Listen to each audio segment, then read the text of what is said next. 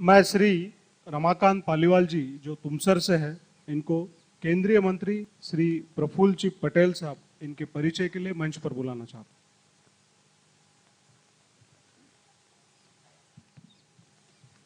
धन्यवाद master of ceremony. आज मुझे हमारे भंडारा गोंदिया जिले के सांसद, वर्तमान में भारी उद्योग मंत्री, हम सबके लाडले श्री प्रफुल्ल जी पटेल के परिचय देने के लिए यहाँ आदेश हुआ है। आपका पूरा नाम श्री प्रफुल्ल मनोहर भाई पटेल, 1957 में जन्मे, अभी 57 वर्ष पूरे अगले महीने में करने जा रहे। कॉमर्स के graduate, educated eight university of Bombay, उद्योगपति, पॉलिटिकल एंड सोशल वर्कर, पूर्व प्रेसिडेंट म्युनिसिपल काउंसिल गोंदिया, सन 1991 में 10वीं लोकसभा के लिए चुने गए। 1991 से 1996 member consultative committee, ministry of environment and forest. 1994-95 member committee on science and technology, environment and forest. 1995-96 में member committee on home affairs. 1996 में फिर रिइलेक्ट हुए 11वीं लोकसभा के लिए। 1996-97 कमिटी ऑन फाइनेंस। 1998 में आप राज्यसभा के लिए चुने गए और उस समय हमारे प्रिय नेता के तरफ सेंट्रल एविएशन भारत सरकार का कार्यभार था। सन 2000 में फिर राज्यसभा के लिए चुने गए और 2009 से आप हमारे सांसद हैं। मैं आपको एक बात बताना चाहता हूं कि भाई जी को जब हम लोग जानते नहीं थे, लेकिन इस परिवार से हमारी जानकारी हो गई थी। 1985 से पहले जिस बच्चे ने भी 12th पास किया या उसके बाद समझ लीजिए 90 तक, उसका इन लोगों से, भाई जी के परिवार से ऑटोमेटिक परिचय हो जाता था।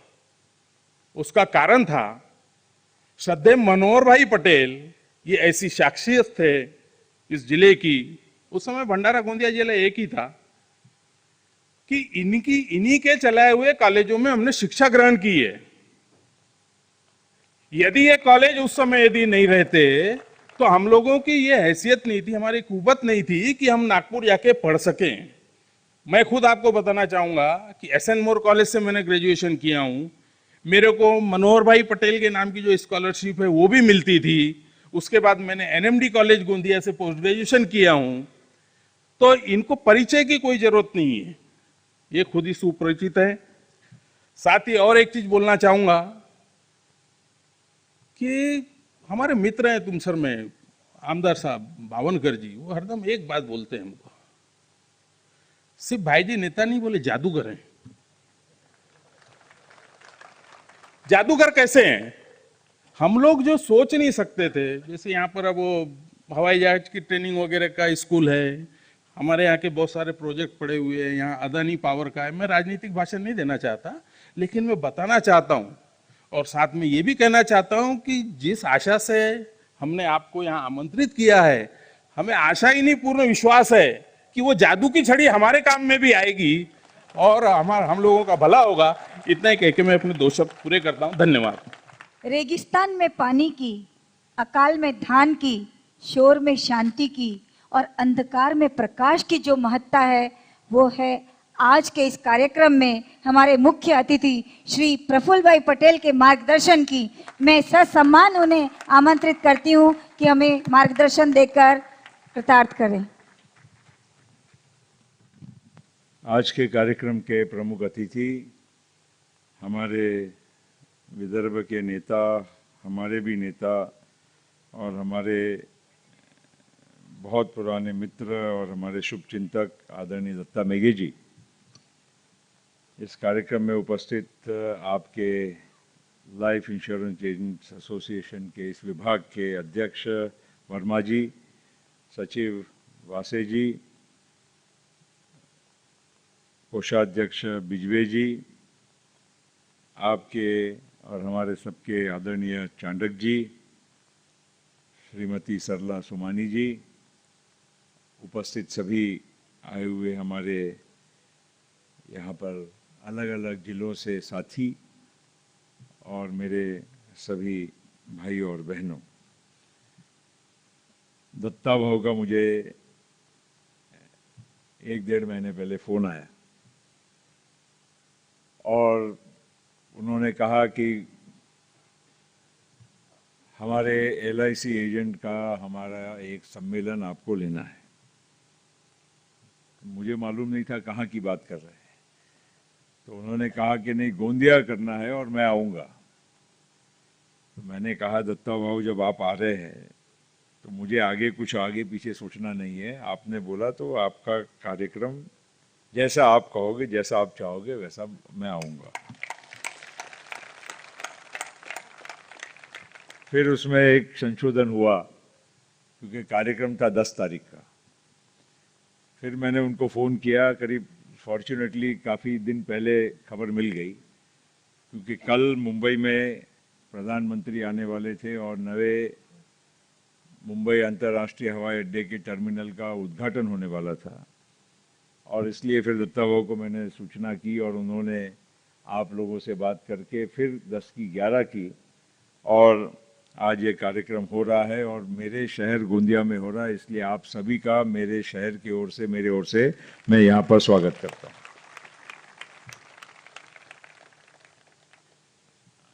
अब दत्ता भाऊ तो आप ही के बिरादरी के हैं, आउटसाइडर तो मैं ही हूँ, और अभी आउटसाइडर का ही जमाना चल रहा है। कितने दिन चलेगा अलग बात है, मगर अभी आउटसाइडर का महत्व बढ़ गया है। इनसाइडर के ऊपर सभी की शंका की नजर लगी हुई है। मगर इनसाइडर ही होता है, और कोई भी चीज जब तक हम उसको एक बड़े दृष्टिकोण को सामने रखते हुए नहीं सोचते,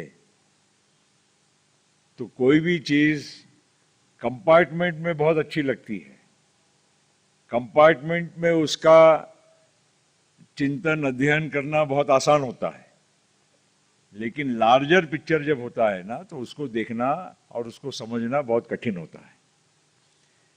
और इसीलिए जब आप लोगों ने आपकी समस्या यहाँ पर जो कही, इनसाइडर आप है, इसलिए आपको मालूम है कि आपकी समस्या क्या है, आपकी समस्या किस तरीके से गंभीरता से देखी जा सकती है, क्या उसका फायदा नुकसान। जो कोई चीज परंपराओं से भी चलती है, कुछ चीजें साउंड इकोनॉमिक प्रिंसिपल्स पे चलती है, कुछ चीजें साउंड बिजनेस सेंस के ऊपर से बनती है।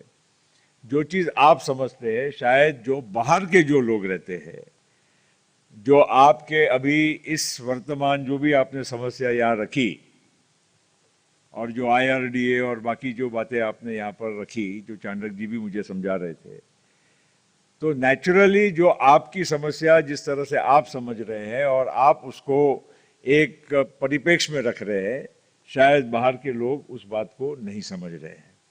और इसलिए आपको मैं कहना चाहूँगा कि दत्ता भाऊ ने जो अभी बात यहाँ पर रखी, दत्ता भाऊ हमेशा आपकी बात को पार्लियामेंट में या जहाँ भी कहना चाहिए वहाँ पर वो बात रखते हैं, और उसी के वजह से आज पार्लियामेंट्री स्टैंडिंग कमेटी ने आपकी बात को सुनी है।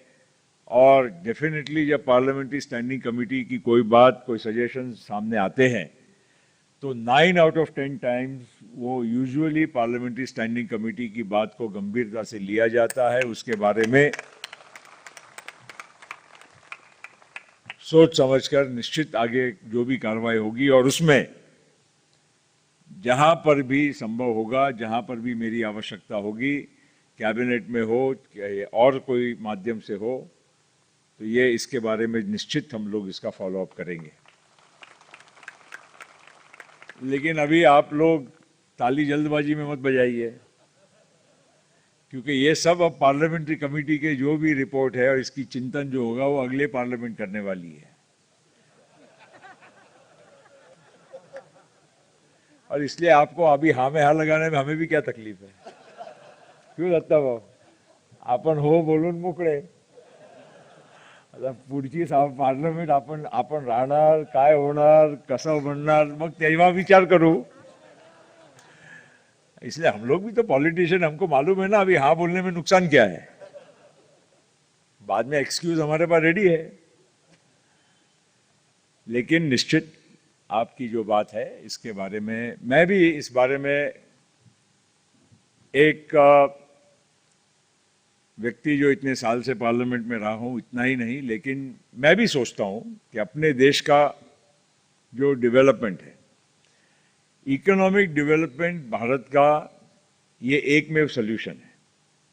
कोई भी चीज अभी चल रही है ना, फ्री बिजली, फ्री पानी, ये सब देने के लिए पहले लेना तो पड़ेगा ना। गवर्नमेंट के पास रेवेन्यू नहीं होगा तो देगा कहां से? और ये प्रिंसिपल आप किसी के लिए भी लागू कर ले। और इसी वजह से आज हमारे देश के इकोनॉमिक डेवलपमेंट में इंश्योरेंस एंड इंश्योरेंस फंड्स का एक बहुत बड़ा रोल है और आगे इससे भी बहुत ज़्यादा रोल बनने वाला है।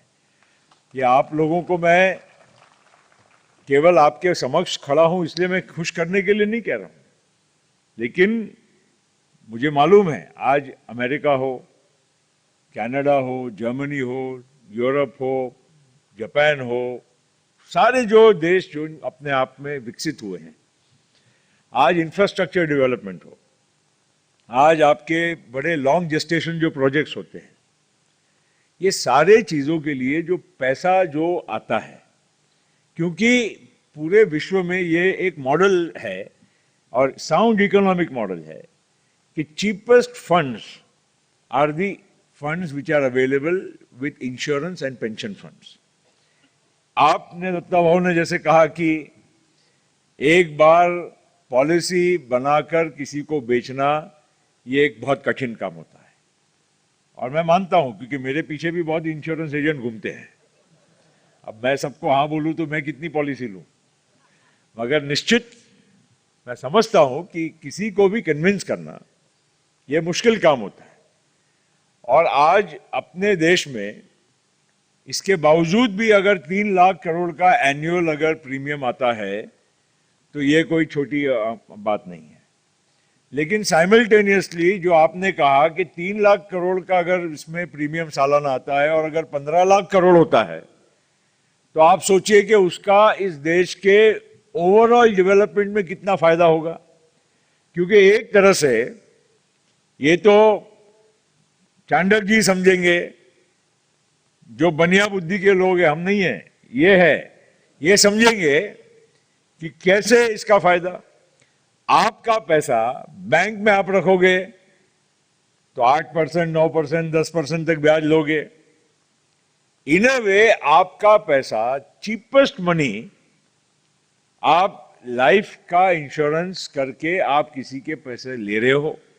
ऑफ कोर्स उसके सामने एक इंश्योरेंस कंपनी का रिस्क है, इंश्योरेंस कंपनी आपको वापस करती है in the event of death और एक्सीडेंट, मगर साइमल्टेनियसली आपका पैसा कम से कम कीमत पर वो आपके जेब से निकालकर इंश्योरेंस कंपनी अपने जेब में लाती है। और वो पैसा, क्योंकि कल उस पैसे से उत्पन्न भी तो बनाना पड़ेगा, क्योंकि उस पैसे का जब तक अगर इनकम नहीं होगी तो कल इंश्योरेंस कंपनी खाली प्रीमियम लेके वापस थोड़ी दे सकती है, it has to earn also. तो आज किसी भी कंट्री में आप अगर देखेंगे पूरे वर्ल्ड में मैक्सिमम इंफ्रास्ट्रक्चर डेवलपमेंट या लॉन्ग जेस्टेशन, कोई जैसे पावर प्रोजेक्ट बनता है, इरिगेशन प्रोजेक्ट बनता है, हेल्थ केयर के प्रोजेक्ट्स बनते हैं, रोड बनते हैं, पोर्ट्स बनते हैं, एयरपोर्ट्स बनते हैं, इस प्रकार के जो भी इंफ्रास्ट्रक्चर प्रोजेक्ट्स बनते हैं उसका फंडिंग अगर पूरे वर्ल्ड का पैटर्न देखेंगे तो it comes from insurance and pension funds. और ये पैसा अगर 3 लाख करोड़ आपके पास है, हर साल आता है, तो ये 3 लाख करोड़ में से कम 2.5 लाख करोड़ तो वापस कहीं ना कहीं रिसाइकल होना ही है। और ये पैसा, मैं आज गवर्नमेंट में हूं, मुझे मालूम है ना। परसों हमारी मीटिंग थी दिल्ली में, चिदम्बरम जी हमारे साथ बैठे और बात चल रही थी क्या कि हमारे को इस साल फिस्कल डेफिसिट को 4.8% में कंटेन करना है, करंट अकाउंट डेफिसिट को। अगर नहीं करेंगे तो हमारे रुपये का डॉलर का जो समीकरण है ये और खराब हो सकता है। और इसीलिए फरवरी महीने में हम लोगों को 4.8% fiscal deficit, current account deficit, इसको हमको कंटेन करना है। तो बात चल रही थी हमारी डिस्कशन, तो कुछ हमारी कंपनीज का निजीकरण या उसके कुछ शेयर को डिसइन्वेस्ट करने की बात चल रही। मैंने और हमारे कुछ साथियों ने कहा कि नहीं, अभी इस वक्त ये कंपनीज के शेयर को डिसइन्वेस्ट नहीं करना है। तो ये पैसा अल्टीमेटली हमने कहा कि हम नहीं देंगे, तो चिदम्बरम ने कहा कि फिर पैसा आएगा कहां से। सारी बातों का निष्कर्ष करके ये तय हुआ कि पैसा तो आपको जरूरी है, नहीं तो फिस्कल डेफिसिट कंटेन नहीं होती है। हमारा प्रॉब्लम भी सॉल्व करना है, तो हम प्रॉब्लम कैसे सॉल्व करेंगे। हम आज डिसइन्वेस्टमेंट नहीं करना चाहते हैं, मगर गवर्नमेंट को पैसा कहां से मिलेगा। फिर ये हमारी मीटिंग में तय हुआ कि जो 30-35 हजार करोड़ का हमारा जो शॉर्टफॉल है, ये LIC को हमारे शेयर प्लेस करके ये देंगे, तो ये पैसा हमारे सरकार में आएगा और ये हमारा काम ठीक होगा। तो अब कैसे हम कह सकते हैं कि आपका रोल इंपॉर्टेंट नहीं है। अगर LIC को पैसा अगर आता है, तो LIC के पास भी कोई जादू की छड़ी नहीं है। LIC को भी हाथ पैर की जरूरत है, LIC को भी काम करने वालों की जरूरत है, LIC को भी लोगों तक अपना संदेश और एक विश्वास प्रकट करने के लिए और लोगों को समझाने के लिए लोगों की जरूरत पड़ेगी। और वो काम केवल LIC एजेंट ही कर सकते हैं, इसके अलावा कोई दूसरे आदमी नहीं कर सकते। दत्ता भाव ने सही कह दिया, उन्होंने अपनी बात, मैं नहीं जो कह सकता, उन्होंने कह दिया कि डेवलपमेंट ऑफिसर कितना काम करता है और LIC एजेंट कितना काम करता है। और इसीलिए जहां तक भी आज जो इंश्योरेंस का रोल है, पहले LIC ही थी, private insurance companies, international insurance companies आज हमारे देश में आई। जहां तक IRDA का सवाल है, इंश्योरेंस डेवलपमेंट रेगुलेटरी अथॉरिटी, ये बनी। मैं स्टैंडिंग कमेटी ऑन फाइनेंस का मेंबर था, उस जमाने में ये प्रस्ताव हुआ, सारी पार्टीज की ओर से हुआ। इसका लॉजिकल केस भी है, क्योंकि ये केवल एक दायरे में न देखा जाए कि केवल हमारा कमीशन मिलता है या नहीं मिलता है, उसके लिए IRDA क्या करने वाली है, that is one part. But also there is a role for the IRDA, because इतने सारे अलग अलग कंपनीज का और अलग अलग प्रोडक्ट्स हैं। आज देखिए, insurance is also a product. आप जैसे बाजार में जाते हैं, which refrigerator to buy, which car to buy, which other product you want to buy, तो ये इसी तरह से आज insurance is also a product. Insurance simple ऐसा नहीं कि आप गए और अपना बस 100 रुपया दिया और एक आपने दत्ताओं ने का एक कागज अपना सामने कॉन्ट्रैक्ट लेकर आ गए, वो है, मगर उस कॉन्ट्रैक्ट में शब्द कितने हैं, उस कॉन्ट्रैक्ट के अलग अलग उसके कॉनोटेशंस कितने बनते हैं। तो इसलिए एक रेगुलेशन आना, it is in as a concept, not is nothing wrong with that, but how within that concept, if there are certain things which need to be safeguarded, which need to be looked after, I certainly see there is a reason जहां पर हम सब लोगों ने इस बारे में ध्यान देकर जो भी कुछ आपकी समस्या है उसके बारे में पूरी तरह से खबरदारी रखना, इसके लिए मैं आप लोगों को जरूर मैं अपने ओर से कहना चाहूंगा। जहां तक मैंने कहा कि इंश्योरेंस, आज पहले LIC अकेली थी, जनरल इंश्योरेंस में भी जो कई कंपनीज जो थी वो भी सारी हमारी गवर्नमेंट कंपनीज, नेशनलाइज कंपनीज थी। नेशनल इंश्योरेंस हो या ऑल अपना क्या न्यू इंडिया हो या जो भी 4-5 कंपनी है, पर आज उसमें भी इंटरनेशनल कंपनीज आई है, लाइफ में इंटरनेशनल कंपनीज आई है। उसके बावजूद भी LIC की पोजीशन कहीं भी कम नहीं हुई है। LIC का ग्रोथ पहले से 4 पट ज्यादा हुआ है, इसमें भी कोई शक नहीं। और जितना कंपटीशन आया है उतना मैं समझता हूं कि LIC ने अपनी प्रगति उतनी ही ज्यादा की है, और LIC में भी जो भी कुछ शॉर्टकमिंग्स जो अन्यथा रही होगी उसको भी दूर करके कंपटीशन का एक मुकाबला करने के लिए LIC भी एक बहुत एक ताकतवर और एक मतलब जिसको कहते हैं कि एक सशक्त ऑर्गेनाइजेशन के रूप में लोगों के सामने आया है। हम जब पूरे वर्ल्ड में जाते हैं, कहीं इधर भी जाते हैं उधर जाते हैं, तो लोगों से बात होती है, तो लोग आज हमारे देश में इंश्योरेंस में LIC की जो एक इम्पॉर्टेंट पोजीशन है, और LIC ने जो इस देश के आम आदमी के लिए जिस तरह से योगदान दिया है, इसके बारे में प्रशंसा चारों ओर से पूरे विश्व में होती है।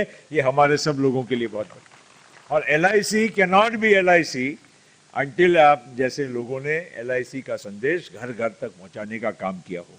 अल्टीमेटली हर आदमी इतना साक्षर नहीं होता है, हर आदमी के पास इतना समय नहीं। अभी ये पिछले 10-15 साल में नेट आ गया, ये आ गया, आप अपना साइट पे गए, देख लिया, पढ़ लिया। पहले तो इतना कोई इंफॉर्मेशन अवेलेबल नहीं था, इतना कोई लोगों के पास इतना मतलब समय नहीं था, इतनी कोई मतलब इम्पोर्टेंस नहीं समझते थे कि इंश्योरेंस करके हमारे जीवन में उसका क्या परिणाम हो सकता है। लेकिन आज हर आदमी, पढ़ा लिखा आदमी क्यों ना हो, सामान्य आदमी क्यों ना हो, हर आदमी ये सोचता है। Today there are so many by products of mass insurance schemes, group insurance जिसको बोलते हैं आप। कितने सारे पहले प्रोडक्ट्स ऐसे कभी थे नहीं, लेकिन आज चाहे वो एम्प्लॉयज ऑफ गवर्नमेंट हो, नगर पालिका हो, बड़ी बड़ी कंपनीज के हो, अनेक मतलब ऐसे ग्रुप इंश्योरेंस पॉलिसीज आज बहुत बड़े पैमाने पर आज हमारे यहाँ पर देश में मिल रही है। और these are therefore the changing times, और इस बदलते हुए परिस्थिति में हम सब लोगों को एक बहुत अलग तरीके से सोच के साथ इस हमारे एक व्यवसाय को, और इसको व्यवसाय ही बोलना चाहिए, क्योंकि उसको जब तक व्यवसाय और फोकस जब तक हम उस दिशा में नहीं लेकर जाएंगे, हर चीज एक सर्विस जरूर है, लेकिन सर्विस के साथ। और अब मुझे खुशी है कि आज आप जैसे हजारों लाखों लोग इस देश में अगर इंश्योरेंस का प्रोडक्ट बेचकर अगर अपना एक अच्छा गुजारा कर सकते हैं, एक सम्मान के साथ आप अपना गुजारा कर सकते हैं, 2 पैसे अच्छे कमा सकते हैं, तो उसमें किसी को आपत्ति होने का वजह क्या हो सकती है। आखिर आप भी इस देश के नागरिक हैं, सरकार सभी का ध्यान नहीं रख सकती है। आप अपनी मेहनत, अपने विवेक, अपने संबंधों से आप जब 2 पैसा अपने आप के लिए अगर कमाते हैं और अपने पैरों के खड़े रहने के साथ साथ देश के विकास में एक सहभागी होते हैं, तो मैं समझता हूं कि इससे बड़ा एक सम्मान और गौरव और किसी भी व्यवसाय में नहीं हो सकता है जो आपके व्यवसाय में है। मैं आपको बहुत बहुत इस मामले में बधाई देना चाहता हूं। अंत में इतना ही कहूंगा कि दत्ता भाव हमारे साथी है, बुजुर्ग है, उन्होंने हमारे विदर्भ में, हमारे राज्य में बहुत कुछ अपने कार्यों से, अपने अलग अलग विधान कार्यों से उन्होंने जिम्मेदारी निभाई है। हम लोग भी उनके पीछे पीछे चलते हैं, और काफ़ी हम लोगों ने मिलकर हर क्षेत्र में, चाहे वो एजुकेशन, दत्ता भाव ने अभी आपके सामने बात रखी, आज हमारे विदर्भ में चाहे वो मेडिकल एजुकेशन हो या हायर एजुकेशन हो, अभी ये प्रोलिफरेशन आपको दिखता है पिछले 5-10 सालों में कि भरमार कॉलेजेस और भरमार एजुकेशनल इंस्टीट्यूशंस हो गए। लेकिन जिस समय पर कम इंस्टीट्यूशंस थे और क्वालिटी इंस्टीट्यूशंस थे, हमारे यहाँ पर हमारे जिले में, जैसे अभी मेरे परिचय में कहा गया, जिस जमाने में यहाँ पर कोई भी हमारे दोनों डिस्ट्रिक्ट मिलाकर एक हाई स्कूल होता था भंडारा में, उस जमाने में हमारे पिता ने जो यहाँ शुरू किया, या दत्ता मेघे जी ने विदर्भ में जब 25 साल पहले 1984-85 के पीरियड में जब बहुत कम इंस्टीट्यूशंस थे, तब एक हाईएस्ट क्वालिटी ऑफ एजुकेशन, चाहे वो इंजीनियरिंग हो, मेडिकल हो, फार्मेसी हो या अन्य जो भी कोई कोर्सेज हो, इन सारे चीज़ों में क्वालिटी एजुकेशन आज हमारे इस क्षेत्र में लाने का काम किया। और इसीलिए दत्ता भाव और हम एक दूसरे के, हम बहुत मतलब वो हमारी प्रशंसा करते हैं, मैं उनकी करता हूँ, हम लोग म्यूचुअल एडमिरेशन सोसाइटी है। लेकिन उसके बावजूद एक बात निश्चित है कि आज के सार्वजनिक जीवन में अब कभी कभी ऐसा लगता है कि लोगों की सब्रता वो कम होते जा रही है। लोग डिस्टिंक्शन बिटवीन क्या सही और गलत है ये बहुत अब कम धैर्य लोगों के मन में रह गया है। और इसीलिए जो पहले मैंने आप लोगों को कहा कि आपको इनसाइडर आउटसाइडर, वही बात पे वापस ले जाता हूं कि लोगों को कंपार्टमेंट में देखने की नजर अब ज्यादा हो गई है। पूरा बड़ा पिक्चर, बड़ा दृष्टिकोण देखने की अब लोगों की एक धैर्यता कम होती गई है। और ये जिस तरह से भी है, अब हम लोग डेमोक्रेसी में है, लोकशाही में, इसका तो कोई उपाय नहीं है। लोकशाही ये एक मेव हमारे देश के लिए उपाय है और लोकशाही के अलावा कोई कितना भी कहे, लेकिन मेरा इतना ही कहना है कि लोकशाही में भी मैच्योरिटी की बहुत ज़रूरत है।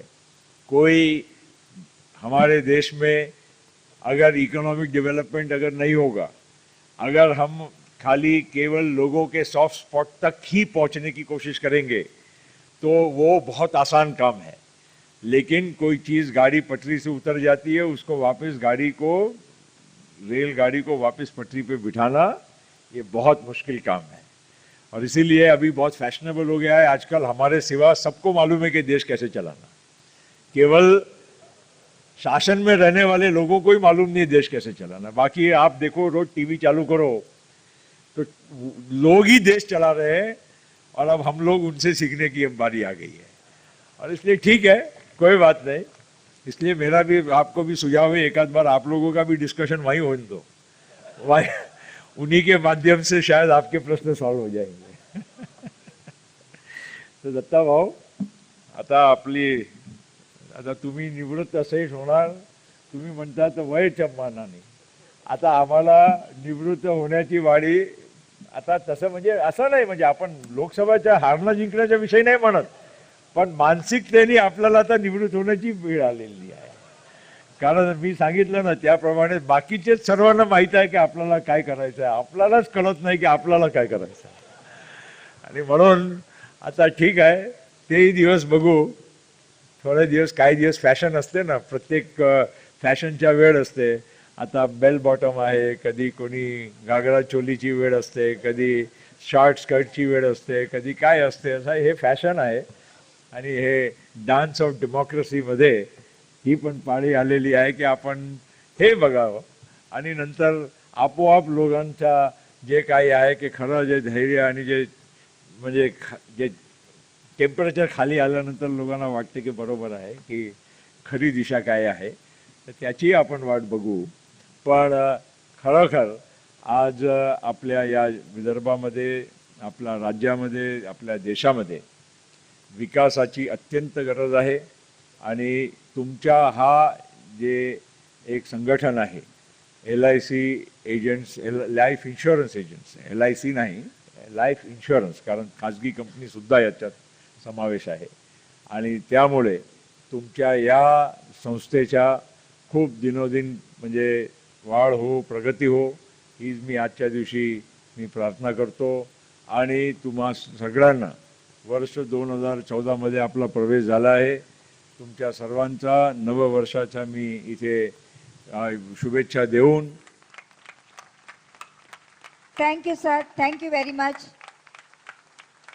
इतना ही कहना चाहूंगी, आपका हर बोल जीवन का तराना, यूं कहीं वीराने में बांसुरी का बजाना, आपके आगमन से लगा ऐसे हाथ लग गया दुआओं का खजाना। Sir, thank you sir. आपका LIC और LIC एजेंट्स के प्रति आत्मीयता ने हमें गदगद कर दिया। आप आगे भी हमारे विषय में ध्यान देंगे, हमारी समस्याओं को समझेंगे, उसे पार्लियामेंट में रखेंगे, आपसे बहुत सारी उम्मीदें हैं। Thank you sir, thank you very much.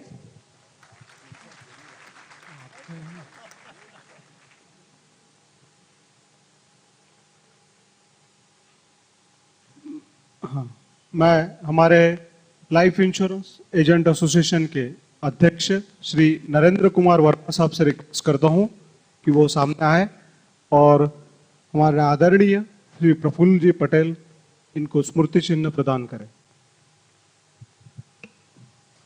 आज अपना समय देकर प्रफुल्ल भाई पटेल यहाँ पधारे। आज की ये स्मृति उनके मन मस्तिष्क पे हमेशा बनी रहे। इन्हें शॉल और श्रीफल देकर इनका सम्मान कर रहे हैं श्री N.K. वर्मा जी, हमारे अध्यक्ष। इनकी महानता देखिए। बड़े पहले हम दत्ता जी मेघे का शाल श्रीफल देकर स्वागत कर रहे हैं। वासे जी और वर्मा जी और बिजवे जी, चांडक जी, सब लोग मिलकर प्रफुल्ल भाई पटेल का शॉल श्रीफल देकर सत्कार कर रहे हैं। जोरदार तालियों से स्वागत हो जाए।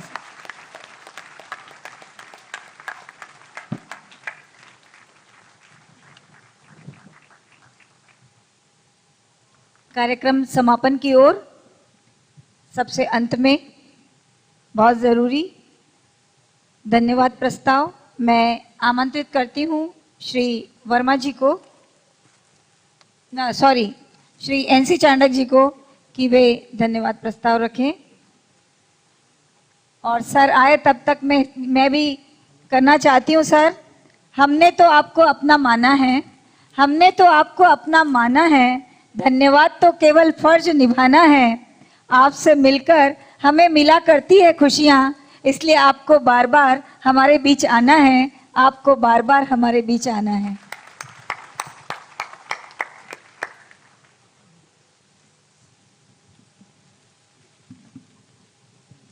धन्यवाद प्रस्ताव के पूर्व आदरणीय बुंगीरवार जी हैं, 1 मिनट खड़े हो जाएंगे, 1 मिनट के लिए प्लीज। इनका मुझे आदेश हुआ कि अपने प्रमुख अतिथि आ रहे हैं, आपको गेट पर खड़े रहना है। मैं तुरंत भागा और हाथ जोड़ के खड़ा था, तो मैंने देखा वहाँ से भाई जी और भाऊ साहब दोनों जने आ रहे थे। मेरे दिमाग में एकदम बिजली कौंधी और ऐसा विचार आया है कि भगवान गुरु गोविंद दोनों खड़े काके लागू पाए, बलियारी भाऊ आपकी जो गोविंद दियो मिलाए।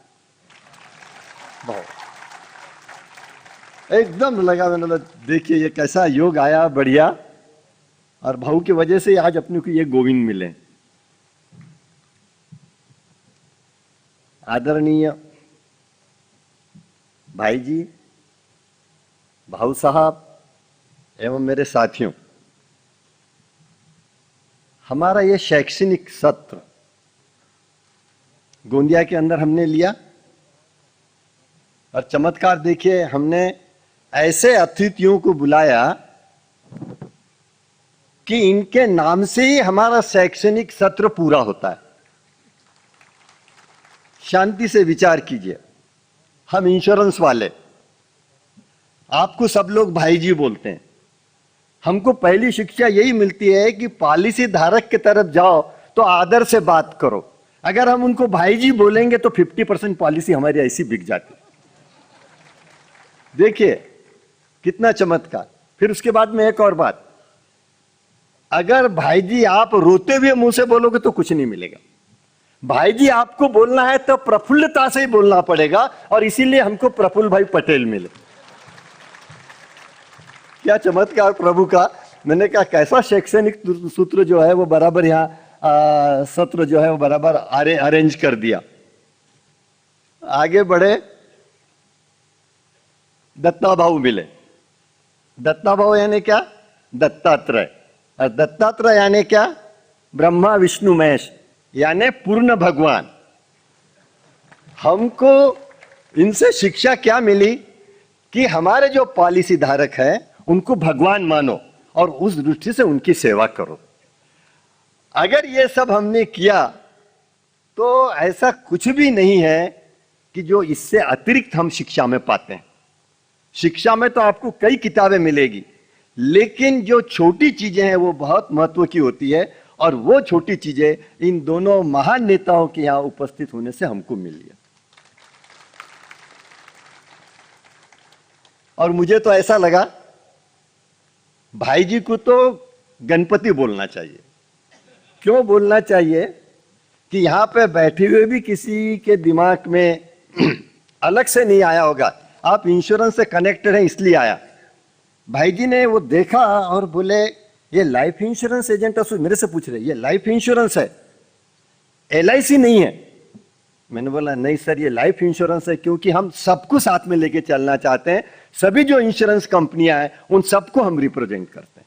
इतना माइन्यूटली कौन देखता है? कोई कनेक्शन नहीं उनका, कुछ नहीं, लेकिन बराबर उन्होंने पिन पॉइंट किया और उनको सब एक समाधान हुआ कि आप सबको रिप्रेजेंट करते हैं। मैं आपको बहुत बहुत धन्यवाद देता हूं। मैं बड़ा आश्चर्यचकित हो गया कि इतना माइन्यूटली कैसे देख रहे हैं, और इसीलिए मैंने बोला कि गणपति है, इतनी सूक्ष्म निगाह जो है वो बराबर रखते हैं।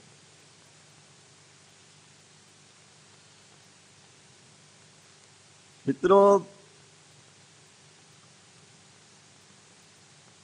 इनको धन्यवाद देना बहुत कठिन है। बहुत महान हस्तियां हैं, क्या धन्यवाद देंगे इनको। आज जिधर देखो उधर ये पॉलिटिक्स में है, धक्का मुक्की मारा मारी सब चल रहा है। कहीं साम्यवाद दौड़ पकड़ रहा है, तो कहीं राष्ट्रवाद दौड़ पकड़ रहा है, तो कहीं जातिवाद दौड़ पकड़ रहा है। यानी जहां देखो वहां वादईवाद वादईवाद। और अभी इन्होंने खुद ने भी अपने भाषण में बोला कि हमको लोकतंत्र के सिवा दूसरा सॉल्यूशन नहीं है, लेकिन लोकतंत्र की बीमारियों को कैसे हटाना, इसका इलाज नहीं है। मैंने जो पाया इनके भाषण में वो पाया। तो यानी सब तरफ दुख है, सब तरफ वादावाद है। ऐसे वक्त पर ये सब LIC एजेंट्स भाई जी और दत्ता जी को ऐसा वाद दे रहे हैं जो निर्विवाद है, जिसके अंदर कोई वाद नहीं है, और वह है धन्यवाद। आप दोनों को बहुत बहुत धन्यवाद। आपको बड़ी शांति मिलेगी कि यहां पर कोई वाद नहीं था। इस मीटिंग के अंदर प्योर अपने दिल से, अपने आत्मा से, और 20 लाख एजेंट जो हैं इस देश के अंदर, उन सब की तरफ से आप राष्ट्रीय नेता हैं दोनों भी। इसलिए मैं एक हक से बोल सकता हूं कि हमारे 20 लाख एजेंटों की तरफ से आपको बहुत बहुत धन्यवाद है, और कृपया हमारे पर ऐसी ही कृपा बनाए रखें, यह प्रार्थना है। और बहुत बहुत धन्यवाद। मैं अपना स्थान ग्रहण करूंगा।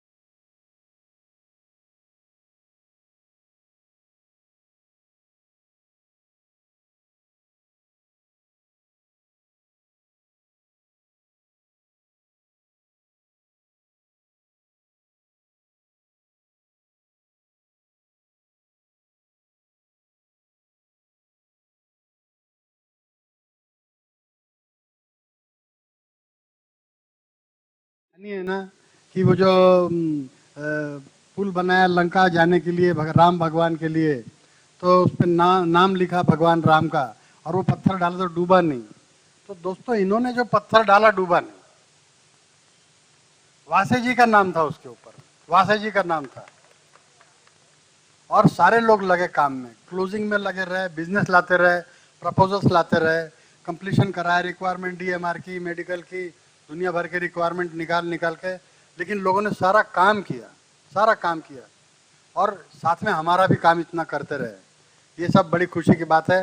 दोस्तों, मेरी एक ही रिक्वेस्ट, जो सबसे मेन रिक्वेस्ट है, कि आपने इतना सारा कुछ अच्छा किया, लेकिन हमारे करीब 50 दोस्त ऐसे हैं जिन्होंने रजिस्ट्रेशन ही नहीं किया। मेरी रिक्वेस्ट है दोस्तों, जो लोगों ने रजिस्ट्रेशन नहीं किया है, अभी भी हमारा कैश कोई बंद नहीं हुआ है, LIC का कैश काउंटर नहीं है मेरा कि 4 बज गया 3 बज गया बंद कर देंगे। तो मेरी रिक्वेस्ट है दोस्तों, जिन लोगों ने रजिस्ट्रेशन नहीं कर पाए, भूल गए होंगे या इतने ज़्यादा मगन हो गए कार्यक्रम देखने में कि जा नहीं पाए कैश काउंटर पे, तो कृपा करके आप आइए, आपका रजिस्ट्रेशन कीजिए, क्योंकि इतनी सारी मेहनत, इतना सारा पैसा लोगों का पेमेंट करना बाकी है। अंदर हिसाब कर रहे हैं बैठ के कि कहाँ से पैसा आएगा, क्या करेंगे। तो जिनका रजिस्ट्रेशन नहीं हुआ है, करीब 50 लोग होंगे ऐसे जिन्होंने जो नहीं करवा पाए रजिस्ट्रेशन। ऐसे कोई प्रोविजन नहीं है कि 4,000 रुपये ख़त्म हो गया और 10 तारीख के बाद में 6,000 रुपये लेंगे। आप वही 4,000 में कर सकते रजिस्ट्रेशन। मैंने 2-3 लोगों को देखा जिन्होंने 31 दिसंबर के चेक भी 3,500 रुपये के रखे हुए हैं, वो चेक दिए नहीं। तो चेक दे दीजिए, आप कैश दे दीजिए, जो भी है अपना रजिस्ट्रेशन जरूर करवाइए। दूसरी बात यह है दोस्तों कि इसका आइडिया नहीं था कितने लोग आएंगे। 400 बैग बनवाए हम लोगों ने, तो बैग कम पड़े हैं। तो ये सोचा कि जो बाहर, नागपुर के बाहर से जो लोग हैं, उनकी सारे लोगों की बैग दे देंगे, और लोकल लोग जो नागपुर की ब्रांच के लोग हैं, उनकी बैग जितनी कम है वो अभी नागपुर जाके बनवा के और वहाँ पे आप लोगों को बैग दी जाएगी। मैगजीन जो है सोविनियर, वो तो सफिशिएंट प्रिंट कर लिए थे, पेन वगैरह सफिशिएंट लाए थे, सिर्फ बैग की कमी है। वो बैग जो भी 8, 10, 12 दिन में देंगे। वासे जी जैसा बोलेंगे वैसा, 8 दिन में बोल रहे हैं, आपका हुक्म सड़कों पे। हाँ, 24 तारीख, हाँ, तो वो देंगे सबको। तो सारा वादा आपको कर दिया, बैग दे देंगे और आपको रसीद दे देंगे, रसीद लेते जाइए।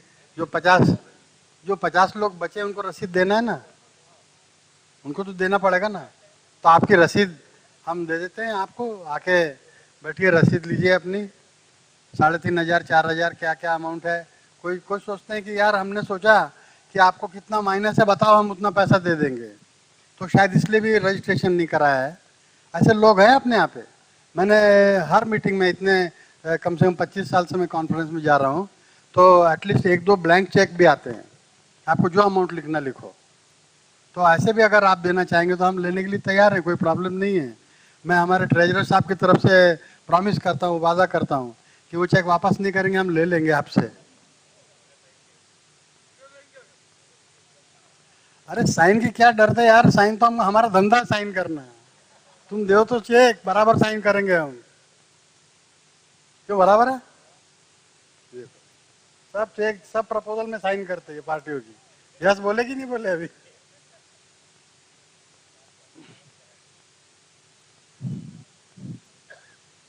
कोई आप लोगों को ये सब कहानी में सवाल ववाल होंगे तो पूछिए।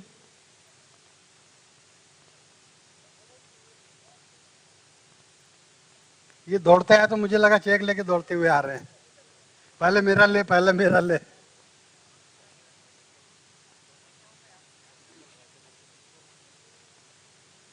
और बैग लेके क्यों जा रहे हैं, रुकिए ना थोड़ा। कोई अभी प्रपोजल, नया धंधा चालू नहीं हुआ है, कोई पुराना क्लोजिंग तो खत्म हो गया, कुछ भी नहीं होने वाला है अभी जाके, कल इतवार है। रुकिए थोड़ा, जरा हमारी भी कहानी सुनी थोड़ी सी।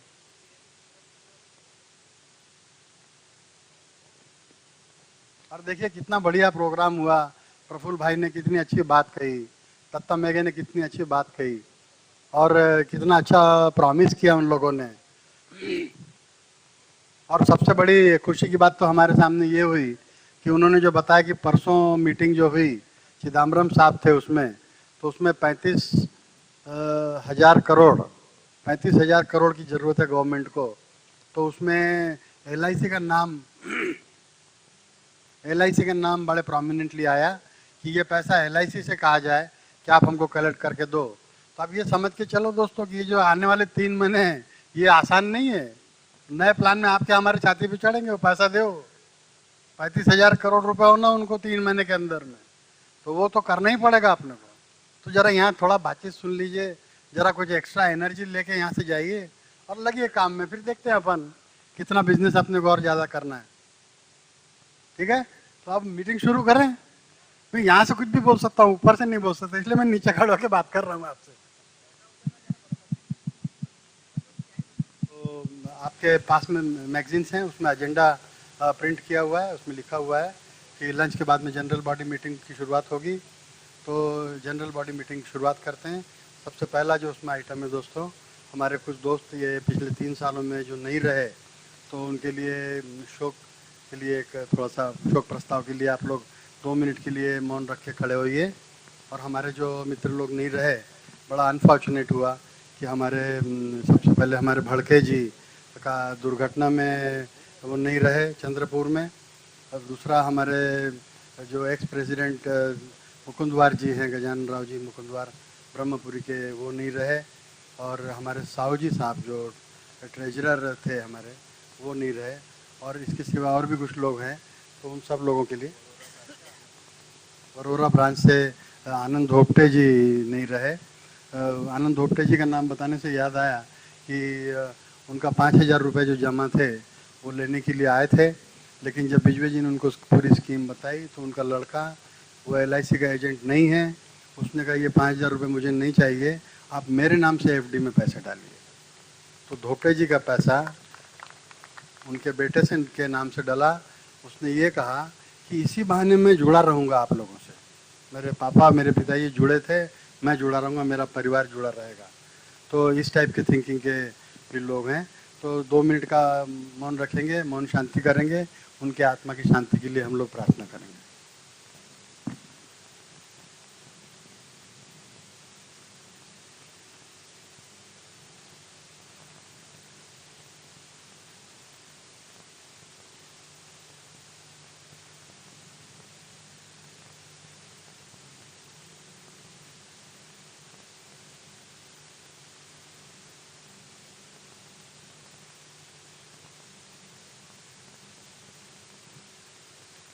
ओम शांति शांति शांति। बैठिए।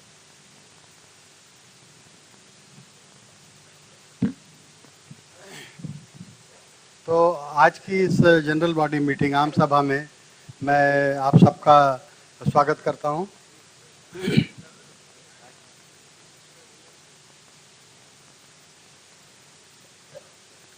हमारी जो एजुकेशनल सेमिनार शिक्षण सत्र जो था वो बड़े सुंदर ढंग से चला। बहुत कुछ उम्मीद भी नहीं थी कि इतना कुछ कर पाएंगे हम लोग, लेकिन अच्छे ढंग से हुआ सारा शिक्षण सत्र। सब स्पीकर्स हमारे आए, जो 1-2 लोग नहीं आ पाए उनसे टेलीफोन में बातचीत करा के आप लोगों ने सुना। मुझे पूरा भरोसा है कि उस शिक्षण सत्र से आप सब लोगों को बेनिफिट मिला होगा, सब लोगों को फ़ायदा हुआ होगा। जैसा भरत पारक ने बताया कि दिलीप गुप्ता के कार्यक्रम में आप सब लोग पैड और पेन लेके बैठना और लिखना। तो ज़्यादा तो नहीं सुन सका, मैंने थोड़ा बहुत जो भी सुना वो मैंने नोट किया, और सही में बहुत अच्छी बातें उन्होंने बताई। 2 वक्ता बाहर से आए थे जो इंश्योरेंस इंडस्ट्री से रिलेटेड नहीं है, उन्होंने बड़ी अच्छी बातें बताई। मुझे तो सबसे अच्छी बात जो लगी पूरी कॉन्फ्रेंस में, एक ही बात अच्छी लगी। कौन सी बात? कि अपना रिमोट दूसरे के हाथ में मत दो। बिल्कुल सही बात बोली उन्होंने कि कोई व्यक्ति कुछ बोलता है, हम रिएक्ट करते, हम एकदम प्रसन्न हो जाते, एकदम नाराज हो जाते, और फिर वो नाराजी हम साथ में लेके चलते। जो दिलीप गुप्ता ने आज बोली बात, हमारे माइंड में हम फीड कर लेते, फीड करके उसको सेव कर लेते, क्लोज कर देते, तो हमारे दिमाग में बैठी रहती कि ये बुरी घटना मेरे साथ में हुई थी। मैं मीटिंग में गया था, मेरे को खाने को बराबर नहीं मिला, मेरे को चाय बराबर नहीं मिली, मेरे को सोने बराबर नहीं मिला। तो वो उसने क्या बोला, गलती मेरी है। अगर आपको सोने की जगह व्यवस्था नहीं तो गलती किसकी है? गलती मेरी है, मेरी, हम 2 जन की गलती है। तो वो रिमोट आपने मेरे हाथ में दे दिया, आप दुखी हो गए, दुखी होकर आप चले जा रहे हैं। हुआ है वहाँ पे जो भवन में व्यवस्था थी, एक हॉल में तकलीफ बहुत थी, जाके हमने चांडक जी और हम कल सवेरे गए, वासी जी परसों रात को ही गए, बट उसमें रिपेयर्स का काम बहुत सारा हो रहा था और वो अंदाज नहीं पड़ा, रात का समय भी था, दे दिया उन्होंने वो हॉल। और वहाँ बैठने के बाद में पता चला कि ठीक नहीं है। फिर जिस आदमी से गद्दे रजाई का इंतजाम किए थे वो गद्दे रजाई अच्छे नहीं दिए। बाद में जब हम कोई गए कल हमारे यहाँ से, उसने बताया कि साहब मैंने आपको पहले बोला था कि आप कम से कम 8 दिन पहले बताइए, हमारे पास इतने गद्दों की व्यवस्था नहीं है, हमको नागपुर से बुलाना पड़ता है या तुमसर बालाघाट से बुलाना पड़ता है। तो बात तो सही है, हमने तो उसको 150 गद्दे बोले थे, बाद में हमने 200 का बोले। तो वो जब एंड टाइम पे और 150 गद्दे लाने को बोले, वो व्यवस्था नहीं कर सका। जो था उसके पास में फटे कूटे वो दे दिए थे, बहुत इतने गंदे थे कि सोने का छोड़ दो, उसके बाजू में नहीं खड़े रह सकते थे अपन, इतनी उसमें से स्मेल आ रही थी। तो ये गलती है, गलती तो है हमारी, नहीं हो सका, कोई भी कारण है। लेकिन क्या आप थोड़े बहुत जवाबदार नहीं है उसके लिए कि रजिस्ट्रेशन के लिए हम बोलते रहे दूंगा ना यार, तेरे को तो मालूम है मैं आ जाऊंगा, कैसे कंफर्म होगा, पैसा कहाँ से लाएंगे एडवांस देने को। तो ये रिक्वेस्ट है कि थोड़ा इस डिफिकल्टी को समझिए आप। रहने भोजन की व्यवस्था एक दिन पहले 2 दिन पहले बता सकते हैं कि वो सवेरे जाके सब्जी ज़्यादा लाएगा, अनाज लाएगा, दूध लेके आ जाएगा, कर देगा। लेकिन गद्दे की, निवास की, हॉल की, इसको क्या करेंगे आप। ये थोड़ा सा कुर्सियाँ, पहले दिन कुर्सियाँ कम पड़ी, फिर बाद में लाया उसने, कर सका 2 घंटे, थोड़ा इनकन्वीनियंट हुआ, यहाँ वहाँ बैठे रहे, खड़े रहे, लेकिन कुर्सी लाया। ये व्यवस्था थोड़ी सी, इसलिए हमारे जो वॉलंटियर्स हैं, जो सब लोग ब्रांच में गए, बार बार रिक्वेस्ट करते रहे कि थोड़ा सा ये करिए दोस्तों, ये कोऑपरेशन। और ये क्या अच्छा भी नहीं लगता, हर बार बोलते हैं हम यही बात कि पहले बताओ। आपके अपनी प्रॉब्लम्स होंगी, आपके प्रपोजल्स होंगे, हमारा ठीक है, हमारे पास कोई प्रपोजल नहीं है, इसलिए हम आपको सब कहानी बता रहे कि करो करो करो। जिसके पास प्रपोजल है उसको मालूम है क्या डिफिकल्टी, जिसको MDRT करना है उसको डिफिकल्टी मालूम है कि कितनी बड़ी प्रॉब्लम है। तो इसके लिए, लेकिन फिर भी आगे से भी आप लोग थोड़ा सा ये ध्यान रखिए कि कम से कम 4 दिन 5 दिन पहले हमको अगर मालूम रहे तो हम व्यवस्था करने में आसानी हमको जाएगी। एक बात। दूसरी बात, मैं परसों जो बोला चेक बाउंस, अच्छा लग रहा है क्या कि आपको, आप चेक ला रहे, मैं बोल रहा नहीं लूंगा, बोलो। 2 दिन पहले 3 दिन पहले चेक लाए, हमने बोले चेक नहीं लेंगे, कितनी खराब बात है। हम अपने आपस के लोगों पे विश्वास नहीं कर रहे, यही मतलब हुआ ना। चेक बाउंस होता है, 153 रुपये डेबिट हो जाते सीधे, कौन देगा पैसे, वो हो रहे चेक बाउंस। तो थोड़ा सा ये ध्यान रखें अपन कि हमारा चेक कम से कम बाउंस नहीं होना चाहिए। कैसे वो मैनेज करें। मेरे भी होते थे शुरुआत में, कोई ऐसा आपका दोस्त नहीं बोल रहा, आपकी एज में था तो मेरे भी चेक बाउंस होते थे, मेरे भी चेक बाउंस। ऐसे मैंने बहुत बार सुन के फिर सिस्टम बराबर जमा है कि नहीं, चाहे कुछ भी हो जाए चेक बाउंस नहीं होना चाहिए, रेपुटेशन खराब होती है। पहले इतना प्रॉब्लम नहीं था, अभी तो क्या कंप्यूटर का जमाना है, बैंक वाला जैसे ही अकाउंट ओपन करता ना, वहाँ वो ब्लिप ब्लिप करते रहता कितने चेक बाउंस हुए। आपने कभी देखा है आपकी चेकबुक में जिसका एक भी चेक पिछले 6 साल में बाउंस हुआ है, उसकी चेकबुक में नंबर अलग लिखा रहता, मालूम है ये बात? नहीं मालूम। चेक देख के आप जान सकते कि इसका चेक बाउंस हुआ है, तो उस नंबर को समझो आप। आपके प्रीमियम के लिए वो चेक दिया तो लेने का नहीं, 100% चेक बाउंस होगा उसका। 2 जन के चेक बाउंस हुए 2 लाख का और 1.25 लाख का, जो 31 दिसंबर को दिए थे, वो सब चेक ऐसे नंबर के रहते। तो आपको अच्छा लगेगा क्या कि आपके चेकबुक वो वाली नंबर के मिली? उसका मतलब क्या है, आपके यहाँ पे लिख के दिया उसने कि इसका चेक बाउंस होता है। मेरे पास में जो फाइल्स है, रजिस्टर है, उसमें मैं जानता हूं कि कम से कम 3 लोग ऐसे हैं जिनके हर मीटिंग में चेक बाउंस होते हैं। बहुत हंसते हुए आता है यहाँ पे, अरे यार मैं ऐसा पैसे दे रहा, अरे पैसे नहीं ला, चेक ले ले यार। क्या करेंगे, काउंटर वाला बेचारा बोलता चेक ले ले, चेक बाउंस। 3 दिन खाना खा के घर चले जाता, पैसे देता नहीं हुआ।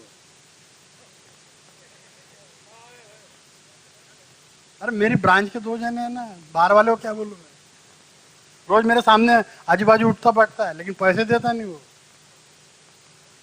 सोच के चाहे था कि चेक बाउंस कराऊंगा। तो ये दूसरी बात मैं आपसे बोलना चाहता हूँ, ठीक है। अच्छा, इसके सिवाय कोई इनकन्वीनियंस हुआ होगा तो माफ़ करना भैया, ये सब कम ज़्यादा हुआ है, गड़बड़ी हुई होगी तो क्षमा करना।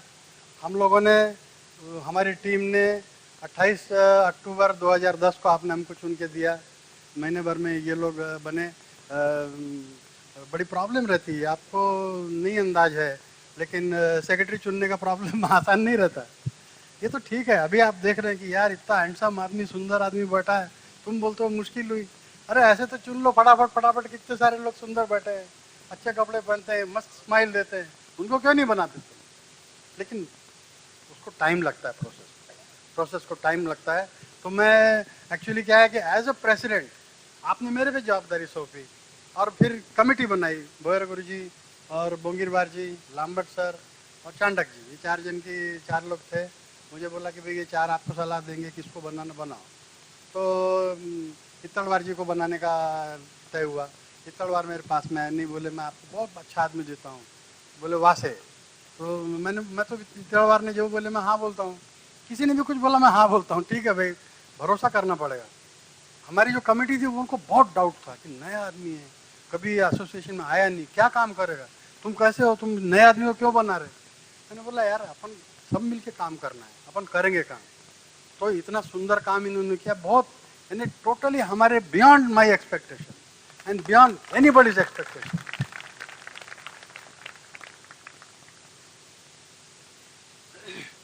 ये सब कहानी मैं इसलिए नहीं बता रहा आपको कि आप हमारी सेम टीम को कंटिन्यू करो।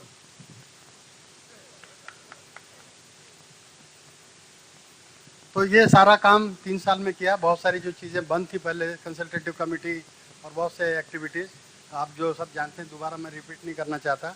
वो सारी एक्टिविटीज़ हम लोगों ने 3 साल के दौरान की। मैं जो मेन जो 2 आइटम्स है एजेंडा में, एक तो जनरल सेक्रेटरी की रिपोर्ट और ट्रेजरर की रिपोर्ट। टाइम नहीं होने से मैगजीन में रिपोर्ट नहीं छप सकी, अलग से प्रिंट करके लाए हुए हैं, वो रिपोर्ट की कॉपियाँ देंगे सबको। तब तक मैं रिक्वेस्ट करूंगा कि वासे जी अपनी रिपोर्ट पढ़ें। वैसे तो 2-3 दिन से यहाँ बार बार रिपोर्ट दिखाते हम आए। एक बार अनूप और चला दे वाला वीडियो, वासे जी वाला वीडियो चला दो जरा। कोशिश तो की थी, मैंने बोला था आपको परसों कि हमने कोशिश की है गाने के साथ में, म्यूजिक के साथ में। जो आज बात उन्होंने बताई ना कि मोनोटोनी जो हो जाती है, वही सुन के आदमी का दिमाग थोड़ा सा ये हो जाता है। तो ये रिपोर्ट मैंने लिख के भी आएगी, आप भी पढ़ सकते हैं और वासा जी भी पढ़ के सुनाएंगे।